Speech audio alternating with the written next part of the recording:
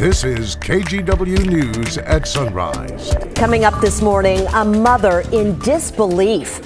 Her son is at the center of a deadly shooting investigation in Clark County.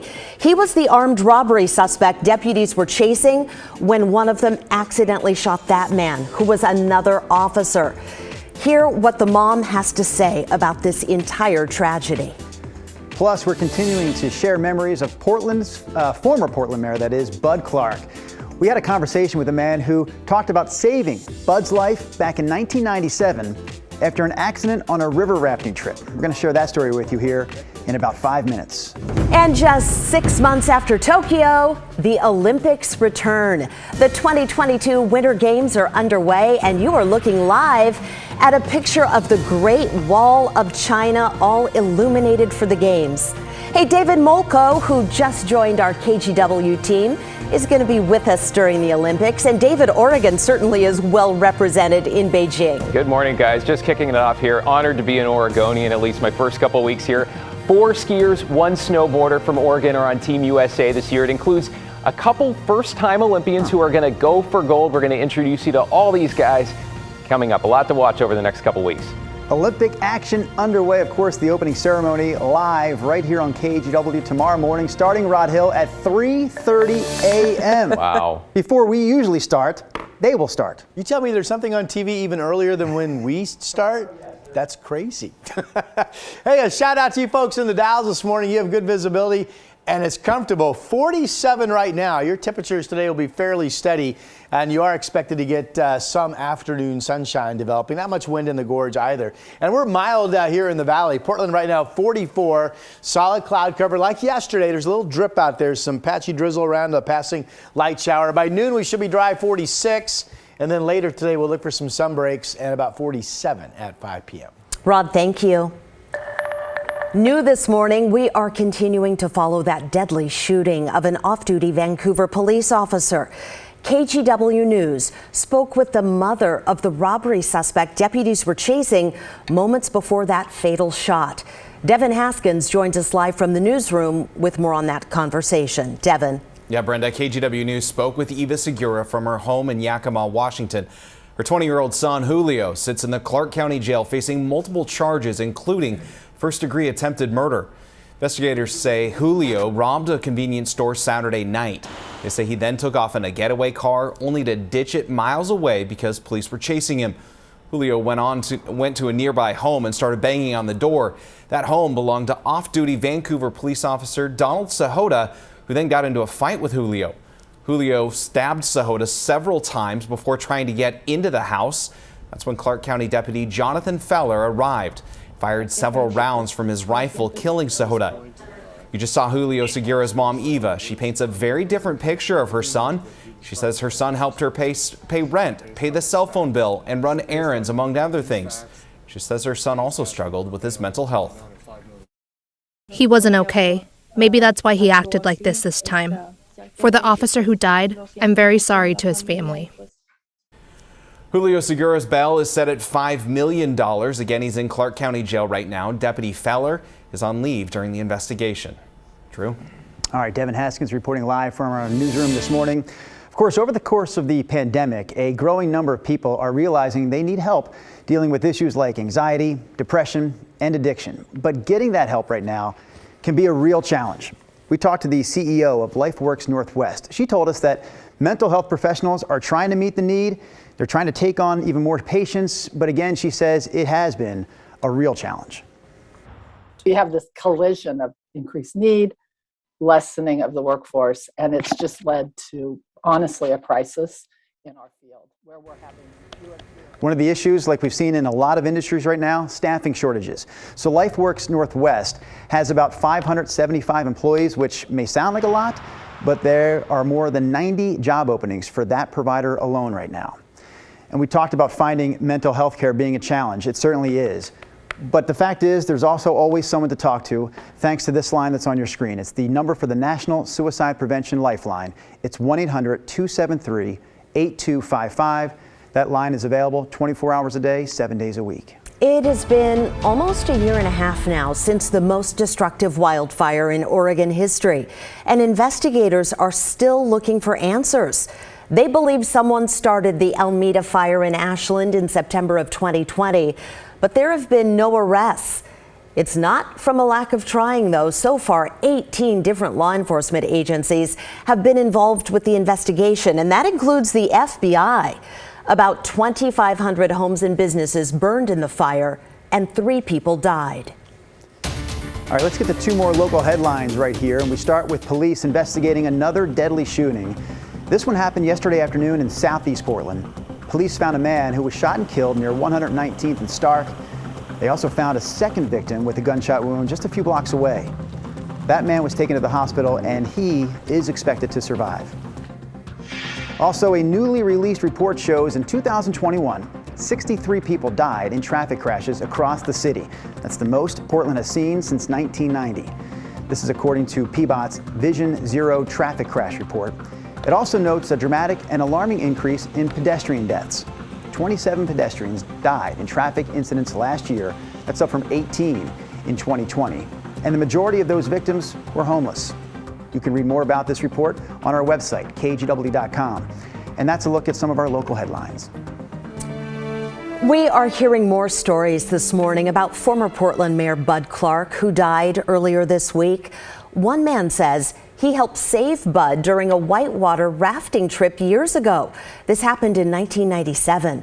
Michael Schlichting was with Bud and several other people on an expedition along the Owyhee River, which runs along the Idaho, Oregon, and Nevada border. They were all in a very remote area when Bud Clark fell, and he cut a major vein in his leg. Michael says it was just a miracle that Bud survived because he was bleeding profusely, and they worried it was going to take days to find help. What was amazing was, without anyone actively taking charge, everyone with their skill set did instantly what was needed. He could see how easy it is to die. It just slips away, and I'm glad that he didn't slip away that day. Michael told us he started walking, and luckily he came across some people on a ranch who were able to call for help. He says at the time he wasn't friends with Bud Clark before the trip, but that experience created a unique bond between everybody involved. We have much more on Mayor Clark's life and the memories his friends are sharing. You will find it all on KGW.com. Yeah, there are so many stories there. All right, we do want to jump back into our Olympic coverage this morning. It is just after 9:30 at night in Beijing. This is a live look at the Great Wall of China. The 2022 Winter Olympics are underway, and we have a new member of the team joining us to talk more about this, David Mulco. So David, I know you're keeping your eye on 5 different Oregon athletes. And let's just say this, right? Being at the games, period, making it that far is an absolute honor, an amazing achievement for all 5 of these, for all the athletes, in fact. The first local athlete is going to go for gold this weekend. Sean Fitzsimons, a slope-style snowboarder. What fun that is. He was born in Hood River. He's making his Olympic debut. Fitzsimons won a slope-style event in Switzerland last month, and that helped clinch his spot on Team USA. Okay, Luke Winters, also a first-time Olympian. He is from Gresham. He learned to ski at Mount Hood, and he's been on a tear recently, competing in World Cup events all over Europe. Now he's going to be skiing in the slalom event. Number 3, Tommy Ford. He's the veteran, if we could say that, of the alpine skiing group here. He lives in Bend. He's making his 3rd Olympic appearance. Ford is recovering from a brutal injury just over a year ago. There was a chance he wouldn't make the team, but he's going to be in one event this year, the GS or Giant Slalom. The gates are further apart there, right? You go faster. Keep an eye also on Jackie Wiles, the Portland native and Canby High grad, is back for her 2nd Olympics. Now, Wiles missed out on the 2018 games in Pyeongchang after crashing in a race just prior. She collected, though, her best result in 4 years last month in a race in Italy. She finished 14th in the downhill. Wow, that is an amazing sport. This is going to be her one event this year.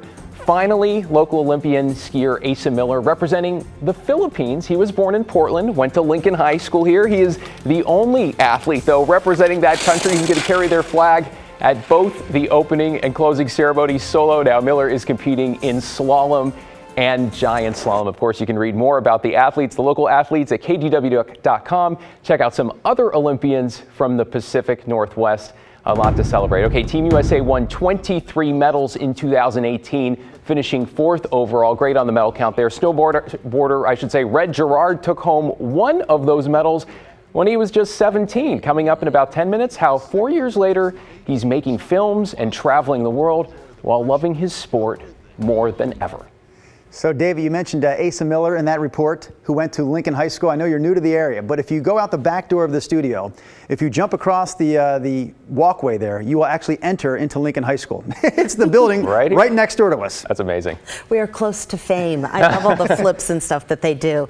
Okay, with the Olympics going on, guys, we do want to mention there are some programming changes with our newscast to tell everybody about. We are going to have a special edition of KGW News this afternoon at 3 p.m. NBC Nightly News will follow at 3:30. Then we'll have an hour of the news at 4, local news. And then the Olympics begin at 5 o'clock. And then we're going to wrap everything up at the news, or on the news, I should say, at 11. Okay, tomorrow, let's talk about that as well. KGW will carry the opening ceremony live. It starts at 3:30 in the morning. That means on Friday, we will only have an hour-long sunrise show at 6. The Today Show begins at 7, and you can watch more Olympics coverage at 9, and then we're going to be back on the air for the news at noon. Tons to talk about. We do have that on our website. I hope you can follow along. You'll get it. We've got 2 weeks, Drew, to get used to all this. We do have the news at noon today, and we have it again tomorrow. But, Rod, another programming note. No news at noon next week or the week after. And you know, it's my favorite show. Okay, moving on. That means Rod gets to go home early. Let's be honest. All right, we started watching some of the Olympic stuff. If you have the Peacock streaming app, they had a lot of stuff on starting yesterday. So it's great, man. It's up and going. All right, here we go. These are current temperatures. Denver was 10 below an hour ago. They've warmed to 5 below. Des Moines is 2 below. So this massive cold air output dropping all the way down into Texas is producing snowstorms and making national news. We'll take you to Chicago this morning. So their snowstorm was yesterday, and they had generally the forecast anyway, I know, was calling for 6 to about 14 inches of snow around Chicago yesterday. Their high today, as you see people blowing out the snow there, their high today 23, which, you know, really by Chicago standards, that's just a typical February day. But they're shoveling. Okay, back to the weather maps we go. That storm front right now has pushed snow through St. Louis. It's moving into Memphis. They're getting a mix of ice and snow. Cincinnati the same. Dallas could see about 3 inches of snow. They've had a little bit of ice already. There are lots of flight cancellations because of this winter storm. So it's one of those days it's a good idea just to kind of check your flight, double verify before you head out to the airport, for example. All right, locally, storm front coming in tomorrow. It's another. But it looks like we'll get some showers arriving at the coast tomorrow morning and into the valley tomorrow afternoon. Now, ahead of that, here's that what I call moisture spill, just kind of dropping over. It's the same thick, low cloud deck this morning that we had yesterday. We got patchy drizzle out there. We've had a few light showers. It's kind of drippy overall. Radar showing mostly any showers of note currently up to our north. Futurecast doesn't show much moisture. It does show the cloud cover this morning at 9 o'clock. We'll end that shower chance for Portland around noon, and then we'll look for some developing sunshine this afternoon. You can see that here going into the evening at 6 p.m. All right, temperatures, nice. We didn't do anything last night. We held steady. So it's 44 in Portland right now, and it's 41 in Salem. There are your Central Oregon temperatures. Good morning, Ben. 28 degrees, partly cloudy skies coming for you. Portland gets up to about 51 today. We'll see upper 40s in Southwest Washington, and our 7-day. Oh, and I skipped the 7-day. Can I get back to it? There it is. Sorry. We have the dry weekend still expected. That's what I wanted to point out. More of our show coming up on a Thursday morning in just a moment.